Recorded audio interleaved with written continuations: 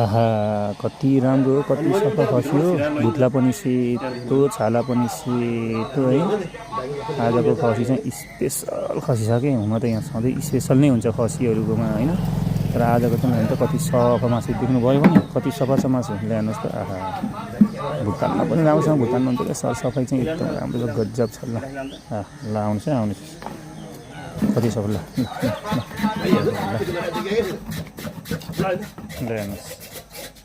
कति देखाउने तपाईँहरूलाई के खसी भुत्ला गर्ने होइन यसरी हो त भुत्लाउने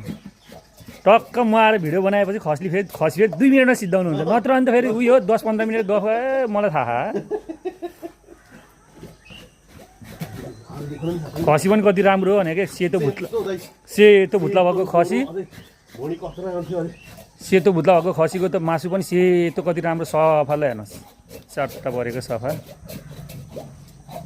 यति राम्रो खसी यति कति होला ल यति राम्रो र यति सफा खसी त